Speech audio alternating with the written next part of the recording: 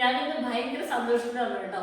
കുറേ ദിവസമായിട്ട് ഞാൻ നമുക്കൊരു കാര്യം കാണിച്ചു തരണം, അല്ല ഇന്നലെയാണ് മൊത്തത്തിൽ സെറ്റായത്, കുറച്ചും കൂടി സെറ്റീസ് ബാക്കിയുണ്ട്. പക്ഷെ അത്ര ദിവസം കാത്തു നിൽക്കാൻ എനിക്ക് ക്ഷമല്ല. ഞാൻ ഞാൻ ഇരിക്കുന്ന ഈ ലൊക്കേഷൻ കണ്ടിട്ട് നിങ്ങൾ വിചാരിക്കണ്ട വേറെ ഏതോ ഒരു സ്ഥലത്ത് പോയിട്ടാണ് ഞാൻ വീഡിയോ എടുക്കുന്നത് എന്നുള്ളത്. ഇത് നമ്മുടെ സ്വന്തം വീടാണ് കേട്ടോ. സ്വന്തം വീട് എന്ന് പറഞ്ഞാൽ ഞാൻ വാടക കൊടുക്കുന്ന എൻ്റെ അപ്പാർട്ട്മെന്റ്. ഞാൻ കുറച്ച് ദിവസമായിട്ട് ലോങ് വീഡിയോ ഒന്നും കറക്റ്റായിട്ട് ഇടുക ഒന്നും ചെയ്തിട്ടുണ്ടായിരുന്നില്ലല്ലോ. ഷോർട്ട് വീഡിയോസ് മാത്രം ചെയ്തിട്ടല്ലായിരുന്നു. നമുക്ക് ഇവിടെ പെയിന്റ് അടിക്കുന്ന പരിപാടി ഉണ്ടായിരുന്നു.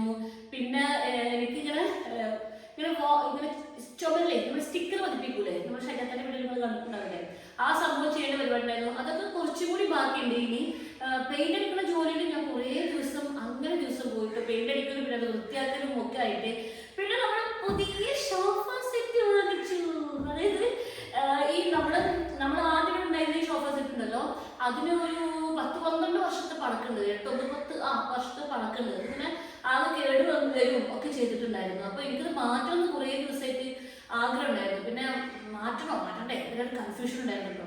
ആ ഷോപ്പിന്റെ അടിയത്തെ മറ്റേ പലതൊക്കെ വിട്ടുപോയിട്ട് അതിന്റെ ഇരുന്നങ്ങനെ താഴ്ന്നു പോണ വിധത്തിലായിരുന്നു ആ സോഫ.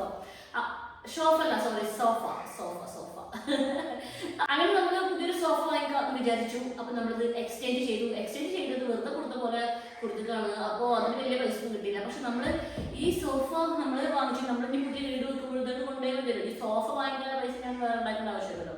ഇത് ഫുള്ളി കാശ് കൊടുത്തിട്ടൊന്നുമല്ല കേട്ടോ, ഇതിന്റെ പകുതി കാശിനാണ് EMI എടുക്കുന്നത്. ഇതിന്റെ പ്രൈസ് നിങ്ങൾ ചോദിക്കും, അതുകൊണ്ടാണ് ഞാൻ പറയുന്നത്. ഇതിന് 49,000 രൂപയാണ് ഈ ഒരു സോഫിന്റെ വില കേട്ടോ.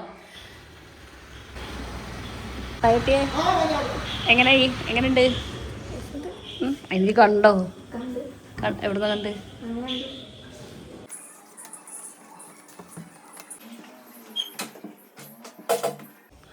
എടാ നമ്മളെ ഷോഫ പോണേനൊക്കെ സങ്കടമല്ല എടാ, ഇതെന്താ ഞെക്കിയൊക്കെ? നമ്മളെ ഷോഫ പോണേനൊക്കെ സങ്കടമല്ല? എന്താണ് നമ്മളെ ഷോഫ പോണേനൊക്കെ സങ്കടമല്ല? ഓ പുതിയ ഷോഫ എന്നാ പറ്റി പഴയ ഷോഫിനോട് മറന്നോ?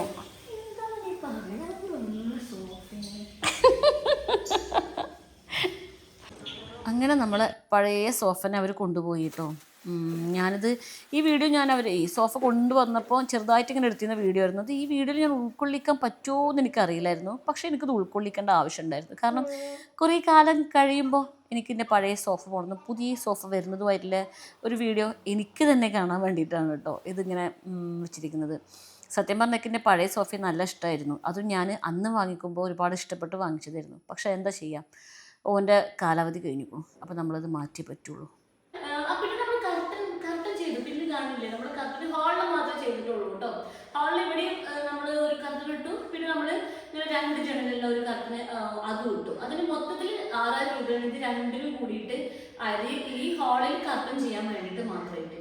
അങ്ങനെ ഞാനിത് നമ്മൾ വീഡിയോ ചെയ്യുന്ന ആൾക്കാരല്ലേ, അപ്പൊ നമുക്ക് നല്ലൊരു ലൊക്കേഷൻ ഉണ്ടെന്നുണ്ടെങ്കിൽ നമുക്ക് വീഡിയോ ചെയ്യാൻ നമുക്ക് ഒരു ഉഷാറുണ്ടാവും. ഇപ്പൊ ഞാൻ 1.5 വർഷമായിട്ട് ഞാൻ സ്ഥിരം ഈ വീടിൻ്റെ ഉള്ളിൽ വിശേഷങ്ങളാണല്ലോ കാണിക്കുന്നത്. അപ്പോൾ എനിക്കത് ഇവിടുന്ന് വീഡിയോ കൊടുത്തിട്ട് എനിക്ക് തന്നെ ബോറടിച്ച് തുടങ്ങി. അപ്പൊ കാണാൻ നിങ്ങൾക്ക് എത്ര ബോറടിണ്ടാവും? നിങ്ങൾ എത്രയോ ആൾക്കാരുടെ വീഡിയോ കാണുന്ന ആൾക്കാരല്ലേ. അപ്പോൾ നമ്മുടെ വീഡിയോ കാണുമ്പോൾ നിങ്ങൾക്ക് ഒരു മുഷിപ്പുണ്ടാവാതിരിക്കാൻ വേണ്ടിയിട്ട് നമ്മൾ ലൊക്കേഷനൊക്കെ ഒന്ന് ചേഞ്ച് ചെയ്യേണ്ട ആവശ്യമില്ലേ. അപ്പൊ നമ്മൾ അങ്ങനെ പെയിൻ്റൊക്കെ നടിച്ച് മറ്റേ എന്താ പറയുക സോഫൊക്കെ വാങ്ങിച്ച് സെറ്റാക്കിയിട്ടുണ്ട്. ഇനി ഒരു സാധനം കൂടി എൻ്റെ ലിസ്റ്റിലുണ്ട്. നമ്മൾ ഈ താഴെ കാണുന്ന ഈ ചുവപ്പ് കാർപ്പറ്റ്, ഈ കാർപ്പറ്റ് ഒന്ന് മാറ്റിയിട്ട് എനിക്ക് ശരിയാക്കാൻ വീട്ടിൽ പുറത്ത് നല്ല കാർപ്പറ്റ് വാങ്ങിക്കണം. അതിൻ്റെ ഒരു സെർച്ചിങ്ങിലാണ് ഞാൻ. അപ്പോഴേക്കും പൈസ കുറച്ച് കുറഞ്ഞു. അപ്പോൾ നമ്മൾ ഇനി അടുത്ത പൈസ സെറ്റ് ആവുമ്പോൾ നമ്മൾ അടിയിൽ ഒരു കാർപ്പറ്റ് കൂടി വാങ്ങിച്ചിടണം നമുക്ക് ഭയങ്കര ആഗ്രഹമുണ്ട്. നമ്മുടെ എന്തായാലും നമ്മൾ ഈ ജീവിക്കുന്ന ഈ നിമിഷത്തിലാണല്ലോ, ഈ പ്രസന്റിലാണല്ലോ നമ്മൾ ജീവിച്ചു കൊണ്ടിരിക്കുന്നത്. ഇനി വീടായിട്ട് അതൊക്കെ ചെയ്യാമെന്ന് വിചാരിക്കുന്നത്. എനിക്ക് ഇപ്പം തന്നെ 40 വയസ്സായി. ചിലപ്പോൾ ഞാൻ അല്ലാന്നൊന്നും പറയണ്ട. അപ്പൊ എനിക്ക് ആഗ്രഹം ഉണ്ടായിരുന്നു ആ ഒരു സോഫ വാങ്ങിക്കണം, കാർപ്പറ്റ് വാങ്ങിക്കണം. ഇത് എനിക്ക് എൻ്റെ സ്വന്തം വീട് തന്നെയാണ്. ഞാൻ റെന്റ് കൊടുക്കുന്ന എൻ്റെ സ്വന്തം വീട് തന്നെയാണ്. അപ്പൊ ഇത് മനോഹരമാക്കാൻ എന്തൊക്കെ ചെയ്യാന്നുള്ളത് എനിക്ക് ഭയങ്കര ഇഷ്ടമുള്ള കാര്യമാണ്.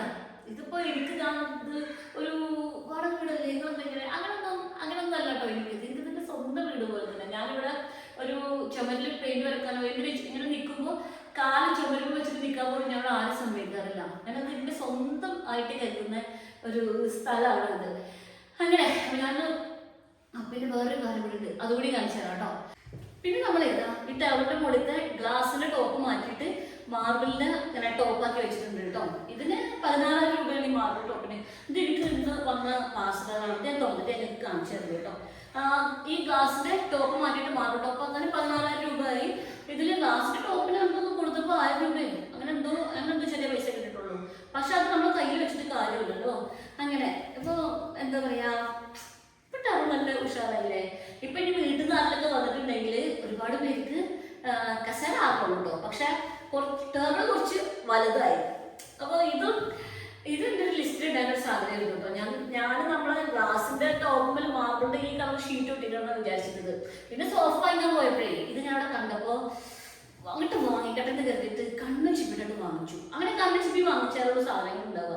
കണ്ണ് തുറന്നിട്ടുമ്പോൾ ഇതിന്റെ വില അത് ഇത് നഷ്ടവും ലാഭം എന്നൊക്കെ ആലോചിച്ചിട്ടുണ്ടെങ്കിൽ ഒന്നും വാങ്ങിക്കാൻ നടക്കില്ല. അപ്പോൾ ഓരോ ആഗ്രഹങ്ങളല്ലേ, അതിന് നമ്മൾ ഇത് വാങ്ങിച്ചിട്ടുണ്ട് കേട്ടോ.